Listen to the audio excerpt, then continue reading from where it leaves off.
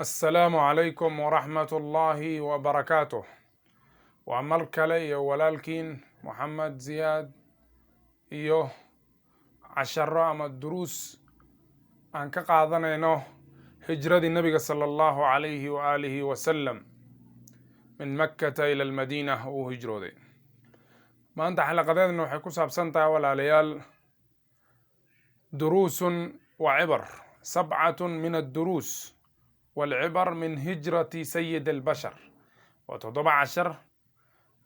ومانتي عبر قادة شمضا وكساب سن هجرة النبي صلى الله عليه وآله وسلم. حدث ككواد أما 10 ككواد وحاويان ولا ليال التضحية والدذلك إيو إناد أهرته إيو إناد أهرته وحوال بوعد هايسته waxa aad aaminsan tahay oo aad rabto inaad xaqiijiso. tadxiyada waxaa la yidhahdaa marka macnaheedu waa sidaas. nabiga sala allahu calayh ali wasalam waxaa lagu khasbay inuu ka baxo beledkii uu ku dhashay kuna barbaaray oo qaraabadiisa uu ka tegay iyo maaragtay xaasaskiisii. markaasaa weliba isagoo aad u murugoonaya ayaa wuxuu yidhi maaragtay markii uu kasii baxaya magaalada, wallahi innaki la khayru ardi illah وأحب أرض الله إلى الله ولولا أني أخرجت منك ما خرجت. إلهي بان كل أرتي وحيري وحاتها دلك إلهي ماشا وخير كبدن آياتها سيدو كلا إلهي ماشا ودلك سوجع عليها آياتها. هدي أنا ليغا كابحيننا كاما بحين ولا ليال درسيغا لبعض أنك قادنا إنو عاويان لا لليأس wax quusasho laho ma jiraan. waa inaan iska dhaafnaa quusashada oo aan maaragtay daaqada ka saarnaa. nabiga sala allahu alay wasalam magaalada maka wuxuu joogay muddatan min azaman, xilli ayuu joogay nabiga sal alay wasalam isagoo ugu yeeray dadka hanuunka iyo khayrka. dad yar ayuun baana maaragtay rumeeyey oo risaaladiisa qaatay. dhibaato ayay ku noolaadeen, cadaab ayay maaragtay ku noolaadeen oo soo mareen oo maaragtay asaga iyo asxaabtiisaba nabiga waa la cadaabay sal lla ly slam. laakiin arrinkaa kama reebin dacwadiisa kama reebin, bal dhabar adeeg iyo maaragtay sugnaan ayay arrinkaa u kordhisay. bal weliba nabigu wuxuu bilaabay inuu raadiyo xuluul oo maaragtay diintan ay ku hormari karto, dadka ay ku gaari karto, yacni dadka asaga rumeeyeyna dhibaatada uga dulqaado. markaasuu maaragtay daa'if u baxay isagoo raadinaya dhul u suubama dacwada. markaasu wuxuu kala kulmay cadaabkii hore mid ka daran ayuu kala kulmay nabiga sal ly slam oo dhagax baa lagu gamay, waa la dhibay, waa la dullaystay, wax walbaa lagu sameeyey sala allahu alay wasalam. markaasuu ka soo baxay daa'if isagoo maaragtay lasoo ceyriyey oo maaragtay lasoo dullaystay ayuu nabiga ka soo baxay sal allahu alay wasalam. arrinkaasna dhabar adeeg iyo maaragtay aad adeeg kale ayuu kasii qaaday. marka walaalayaal nabiga sala allahu alay ali wasalam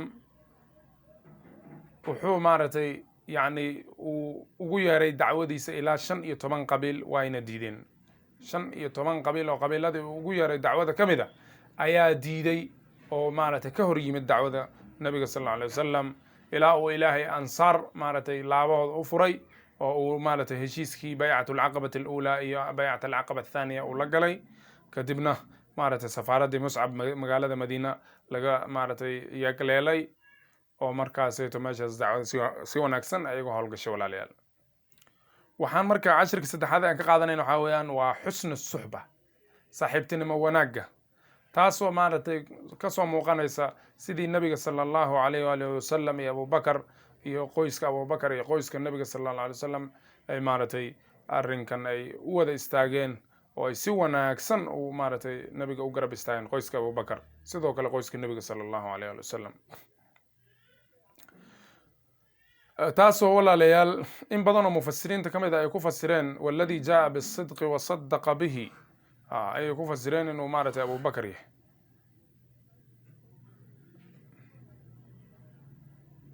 markuu yidhi nabiga sala allahu calayh waali wasalam inii uriitu daara hijratikum daata nakhlin bayna laabatayn,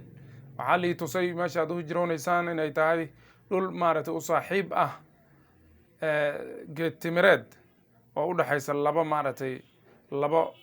xaratayn ama laba meelood oo yacni maaragtay dhagaxyo iyo buuro waaweyn oo saaxiib ah. waa xarataanka labada dhinac kaga yaala magaalada Madiina sida uu Bukhaari warinayo. Abu Bakar ayaa isdiyaariyey. Nabiga sallallahu alayhi wasallam wuxuu ku yiri ala rislik fa inni arju an yu'dana li wala ukaadi, waxaan rajaynayaa in lii idmo oo maaragtay hijradana loo idmo. markaas Abu Bakar wuxuu yiri wahal tarju bi abi anta wa ummi, ma waad rajaynaysaa in loo idmo maaragtay hooyaday iyo aabayba adiga aan maaragtay kugu furtay. markaas anagu wuxuu yiri sidaas nacam buu yiri Nabiga sallallahu alayhi wasallam. Abu Bakar naftiisa ayuu xabisay si uu nabigu u raaco. 4 bilood ayuu maaragtay sugay, asagoo 4 bilood labadii gaadiid ama labadii halo raaci lahaayeen calafkoodii iyo raashinkoodii siinayay oo diyaarinayay. markuu nabiga arrinkaas u sheegayna maaragtay uu rumaysan waayo inuu nabiga saaxiibkiisa qofka safarkan kula saaxiiba inuu noqdo, maaragtay aad ay arrinkaasayto agtiisa qaali uga noqotay. marka walaalayaal way baxeen, labadoodii waa ay israaceen. Abu Bakar ayaa horumarayay isagoo maaragtay fiirfiirinaya goobaha oo nabiga maaragtay dhulka usii maaragtay diyaarinaya oo meel diyaarsan si uu soo maro si dhib uusan u asiibin. markaasaa maaragtay wuxuu yidhi nabiga sallallahu alayhi wasallam ayaa weydiiyey Abu Bakar oo wuxuu ku yidhi ya Aba Bakar law kana shay'un ahbabta an yakuna bika duni, faqala Abu Bakar walladhi ba'athaka bilhaqqi ما كانت لتكون من ملمة إلا أن تكون بدونك. وعيري أبو بكر الشيء مارته هدو جري لها وحاج جعلان لها دين وأديك كودعه وأنيك وسني سوق قارن. مركز مارته أبو بكر وحكير إلهي بان قدرت حق قلصو صاري ما يسن أهين مارته دباتو أنيك مارته أنت يسور دافتو أديك إنك كودعه مارته ما نجعلان لهين كدبنا وحي مارته كودا ماذن وأي قارن ماشي مارتي يعني هوجي أي مارتي اسكو قرينايين. مركزان نبي أبو بكر وحو نبي كويري مكانك يا رسول الله، ماشي هذا جوج إلى أن مارتي حتى استبرئ لك الغار، إلى أن هوجن أن كوسو مارتي أقاذينو بري هاي أو سن وحبا مارتي قديسة سن كجرين سيدا سوكو قلالي. قضبك أفراد إن كفا يدي سنين ولا ليلو حاويان إتقان التخطيط وحسن توظيف الطاقات وحليل هذا قرشها إن مارتي الله سوكو oo qorshe sugan la hagaajiyo oo si wanaagsan loo howlgeliyo awoodaha uu Ilaahay na siiyay. hijradana waxayna baraysaa sida uu maaragtay yani uu saameynta uu leeyahay qorshaha wanaagsan, kaalinta uu ka qaato xaqiijinta guusha. guul sidee baa loogu gaaraa? ususka ama maaragtay tiirasha ugu waaweyn waxaa ka mid ah maaragtay in la howlgeliyo oo si wanaagsan loo howlgeliyo awoodaha Ilaahay uu na siiyay oo si wanaagsan loo isticmaalo. marka taa waxaa marka maaragtay meesha ka dhalanayso inaad doorato maaragtay saaxiibka intaada dooranin wadada aad qaadayso intaada dooranin saaxiibka inaad doorato. saa daraadeed buu maaragtay Abu Bakar uu yani gaadiidka 4 bilood uu maaragtay u diyaarinayo oo calaf iyo raashin u siinayay iyadoo cid ogna aysan jirin. Ali ibn Abi Talibna lagu kalifay inuu seexdo firaashkii nabiga sallallahu alayhi wasallam si uu gaalada maaragtay uu maaragtay uga khaldo oo uu maaragtay uga dhigo in uu nabiga uu yahay qofka meesha jiifo. waana kaalintii dhalinyarada xoog badan. ama kaalinta dumarka ee hijrada waxa weeyaan waa hadalka Caaisha oo waxay leedahay ayadii walaasheed waxaan diyaarinay si wanaagsan baan u diyaarinay nabiga iyo Abu Bakar, bal Asmaa waxay inta ku sii dartay inay maaragtay meheeda qaar kamid intay jartay ay weelkii maaragtay alaabta ku riteen saayid ku riteen inay ku xirtay. kaalinta maaragtay ilmahana waxaa mathalaya Abdullah ibn Abu Bakar oo maaragtay Caaisha ay leedahay inuu noo sheegayso inuu nabiga haleelay muddo kadib oo meeshaas maaragtay uu 3 habeen kula soo joogay Abdullahi asoo ilmo yar ah.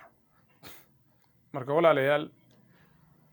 qorshaha maaragtay wanaagiisa dhamaystirkiisa waxaa ka mid ah oo aan ka baranayna hijrada in maaragtay ninka ariga u raacay Abu Bakar oo liiraad Aamir ibn Fuhayra uu subaxii soo marin jiray raadkii nabiga sallallahu alayhi wasallam iyo Abu Bakar inuu ariga soo marin jiray, caanahan ay ka cabi jireen, meeshaasna raadkooda uu ku tirtiri jiray si aan loo soo dabakicin oo aan loo ogaanin halka ay ku sugan yihiin. qodobka shanaad walaalayaal waxaa weeyaan sugnaanta athabaat cala almawqif, qofka inuu ku sugnaado mowqifkiisa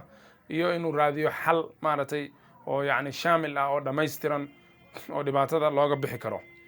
arrinkaasna walaalayaal wuxuu maaragtay nabiga bilaabay sallallahu alayhi wasallam waqtigii loo soo bandhigay oo Quraysh ay u soo bandhigtay in ilaahooda uu sanad caabudo, ilaahiisana ay sanad caabudaan arrinkaasna waa uu diiday nabiga sal alla alay wasalam kadib maaragtay marar badan ay kusoo noqnoqdeen oo waxaa ka mid a cutba ibnu rabiica inay usoo direen oo nebigu ku yidhi ina adeerow ya bna akhi in kunta inama turiidu bima ji'ta bihi min hada alamri maalan jamacnaa laka min amwaalina xataa takuna akharana maalan wuxuu yidhi haddii waxaan aad waddo ay kugu xambaarayso xoolo raadis xoolaan ku ururinayna waxaan kaa dhigaynaa midka noogu xoolaha badan wain kunta turiidu bihi sharafan sharaf hadaad raadinaysana sawadnaaka calayna madax baan kaa dhigaynaa xataa laa naqطaca amran duunak arrinna ma goynayno la'aanta wain kunta turiidu mulkan boqortooyo haddaad rabtana mallaknaaka calayna boqor ayaan kaa dhigaynaa wain kana aladii ya'tiika ri'iyan taraahu ay massan min aljinni laa tastatiicu raddahu can nafsika طalabna laka طiba wabadalna fiihi amwaalana xataa numri'aka minhu wuxuu yidhi waxaan haddii uu yahay jin ama masi oo jin ah hadduu yahay waxaan ku imaanaya maarata waxaan ku dalbaynaa maarata caafimaad oo nin maarata dadka ku tufa ayaan ku geynaynaa oo wax walbaan kugu bixinaynaa si aad u raysato marka walaalayaal xalka maanta maarata muslimiinta meel walba ay joogaan waxay ku maarata xiran tahay inay madax bannaanaadaan oo daatadooda iyo caqiidadooda iyo camalkooda ay ka madax banneeyaan min atabaciya alfikriya maarata in ay raacsanaadaan reer galbeedka oo fikirkooda maarata arrimahooda bulshada dhaqaale siyaasad bari iyo maaratay iyo sharqi iyo qarbiba ay maaratay u daba fadhiyaan saa daraaddeed bu cumar ibn alkhataab uu maaratay u sameeyey ataariikh alhijri oo maaratay uu uga marmay hijrada maaratay taariikhda milaadiga oo waa kan uu leeyahay alhijratu faraqat bayna alxaqi walbatil qodobka lixaad walaalayaal waxaa weeyaan shiddatu tawakuli cala allah si dhaba in ilaahay loo tala saarto ilahi wuxuu leey in aladii farada calayka alqur'aana laraaduka ilaa macaad nabi maxamed buu ilaahay ballan u qaadaya midka qur-aanka kugu soo dejiyo oo kugu farad yeelay waa midka kugu celinaya maka sida ibn cabaas uu ku fasiray laraaduka ilaa makkata kama akhrajaka minha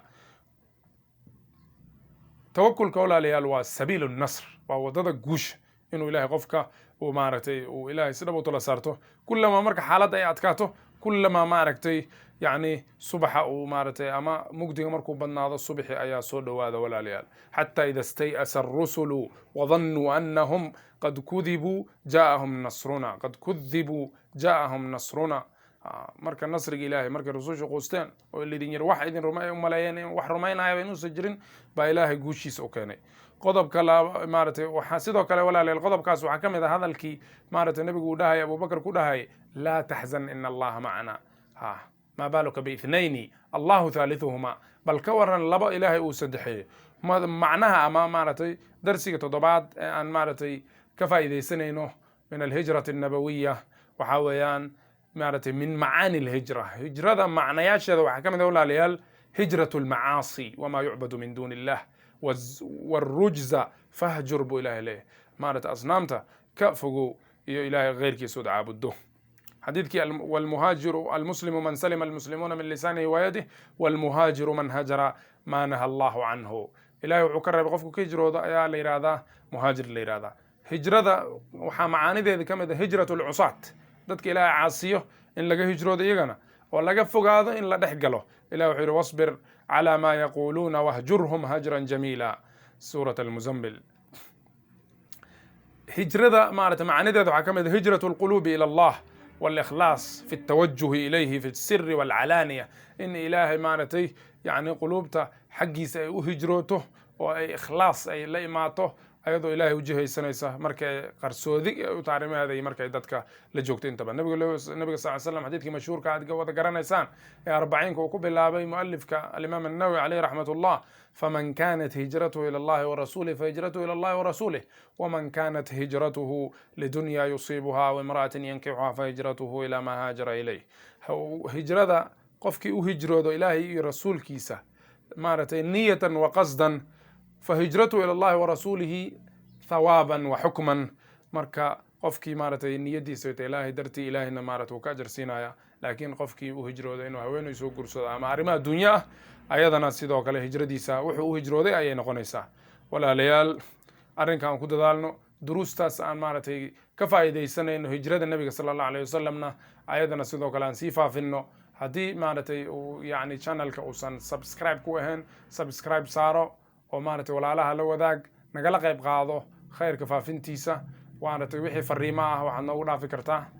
qaybta hoose ee kommentiyada insha allahu tacaala sidaas iyo maaragtay khayr ayaan isku ognahay walaalaha alla sii gaarsiiyo maqtacan waxaa weeyaan qofka khayrka dadka tusiyo wuxuu la mid yahay midka khayrka sameeyey wallahu subxaanahu wa tacaala calaa ma aqulu wakiil